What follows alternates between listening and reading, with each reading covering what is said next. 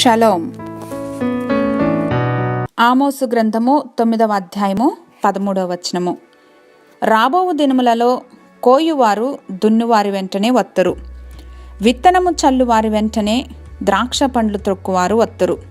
పర్వతముల నుండి మధురమైన ద్రాక్ష రసము స్రవించును, కొండలన్నీ రసధారలగును. ఇదే యెహోవా వాక్కు. The days are coming, declares the Lord, when the reaper will be overtaken by the plowman, and the planter by the one treading grapes. New wine will drip from the mountains and flow from all the hills. చీకటి నిండిన బ్రతుకుల్లో దేవుని యొక్క కృప మనకు భవిష్యత్తు పైన ఆశను సజీవంగా నిలిపి ఉంచుతుంది. రెస్టోరేషన్ జరిగిన తరువాత మన జీవితాలు ఫలభరితంగా ఉంటాయి, అది కూడా అబండెంట్గా.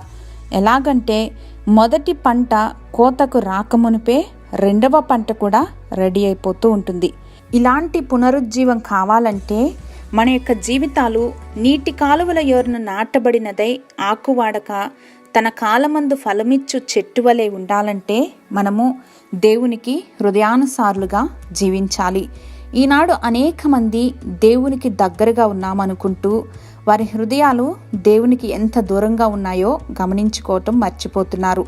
అటువంటి స్థితి మారి మంచి నేలను పడి ఫలించిన విత్తనాలు కలిగినటువంటి నేల వంటి సారవంతమైన స్థితికి మనం చేరినప్పుడు, ఆ స్థితికి మన జీవితాలు మార్చబడినప్పుడు ఆ యొక్క రెస్టోరేషన్ జరుగుతుంది.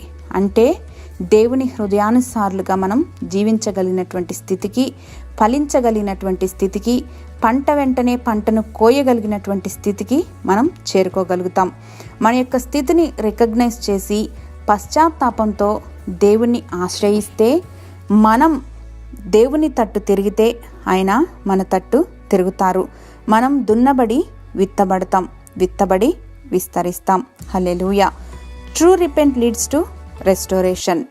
సర్వోన్నతుడు వగు మా తండ్రి, మీరు మా కొరకు దాచి ఉంచిన మేలులను, ఆశీర్వాదాలను స్వతంత్రించుకోగలిగిన రీతిగా మా జీవితాలను సరిదిద్దమని యేసు నామములో ప్రార్థించి పొందుకొని ఉన్నాం మా ప్రియ పరలోకపు తండ్రి.